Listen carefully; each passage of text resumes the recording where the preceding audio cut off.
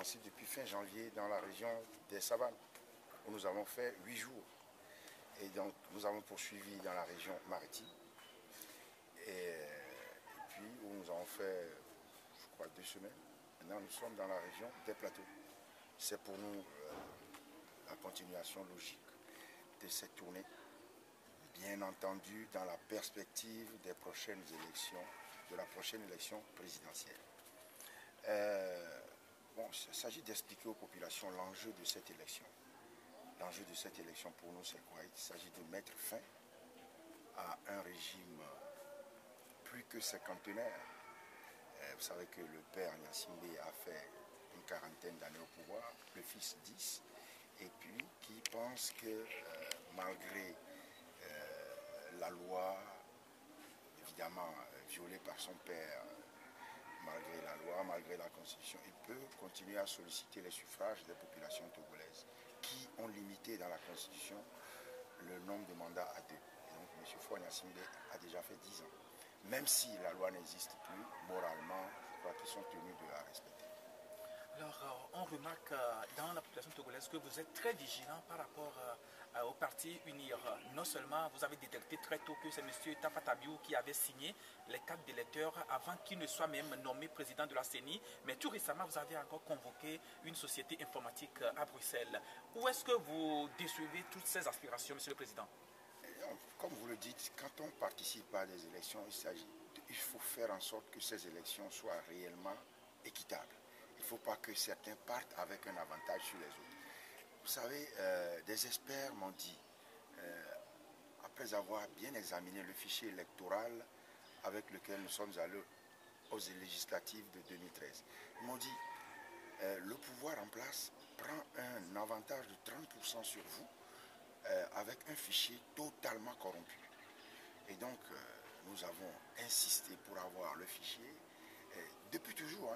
Et cette fois-ci, on a accédé à la CENI a accédé à cette demande. Et nous avons examiné ce fichier avec beaucoup d'attention, avec le peu de moyens que nous avons.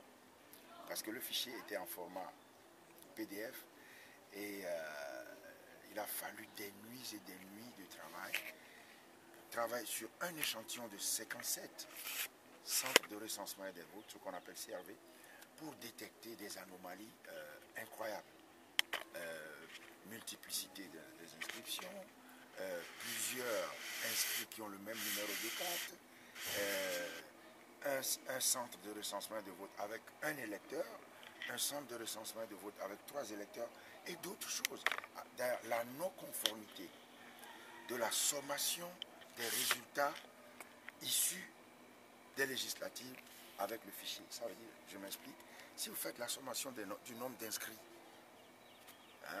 proclamé par la Cour constitutionnelle, par circonscription électorale, forcément vous devez retomber sur le fichier électoral. C'est x1 plus x2 plus x3 plus x4 égale grand X. Eh bien non. Donc il y a quelque chose qui ne va pas. Et ici c'est que x1 plus x2 plus x3 plus 1 est supérieur à grand X. Ça veut dire que x1 plus x2 a été manipulé. Ça veut dire que la CENI et la Cour constitutionnelle sont dans une combine de manipulation du fichier électoral pour se conformer, s'accorder, harmoniser le fichier avec les tricheries. Et tout ça, nous avons découvert. Donc, pour nous, il y a 2 choses. Soit la société prestataire de services, ZTS, est complice de la fraude au fichier électoral, ou bien elle est incompétente. Et donc, nous avons pris nos avocats en France et en Belgique pour poursuivre ZTEX à Bruxelles, parce que c'est à Bruxelles que siège ZTEX. Et j'ai entendu des critiques des journalistes au Togo disant « Mais pourquoi donc FAB va-t-il saisir les tribunaux à Bruxelles? Il n'y a pas moyen de faire autrement. En droit, vous poursuivez l'auteur d'une infraction dans le lieu où il réside. Donc, voilà. Et donc, par rapport à votre question, vous demandez, vous dites, nous sommes vigilants. Nous sommes extrêmement vigilants. Tout ce que nous faisons, c'est pour que les élections aient lieu dans la transparence et dans l'équité. Le tirage au sort a fait de vous le premier candidat à être positionné sur la liste des candidats. Mais nous apprenons avec amertume que cette année, tout a été bouleversé. On ne va plus utiliser un bulletin dont l'ordre sera vertical, mais plutôt horizontal. Et vous réclamez déjà le retour à l'ancien ordre. Alors, vous continuez toujours la bataille ou bien vous laissez? Non, on continue. Il s'agit de ne pas se laisser rouler par une CENI aux ordres. La CENI a bien perçu que psychologiquement, M. Faure Gnassingbé partait avec un petit handicap. Il a été battu par Jean-Pierre Fabre au tirage au sort. Il est le dernier quand on place le bulletin de manière verticale. Et donc ils se sont arrangés pour tourner le bulletin pour que nous soyons tous sur la même ligne. Ce qui viole le principe même du tirage au sort. Quel était l'intérêt de tirer au sort? Si c'est pour placer des gens comme ça, non.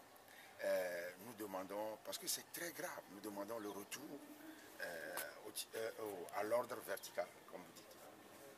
Et nous avons écrit une fois à la CENI qui nous a répondu, évidemment qu'elle maintient sa position. Nous allons saisir la Cour constitutionnelle. On verra bien, mais nous allons la saisir. Selon les indiscrétions, Jean-Pierre Fabre est acheté par Faure Gnassingbé ou est en deal avec ce dernier. Vous confirmez? Mais comment voulez-vous que je confirme une sottise pareille?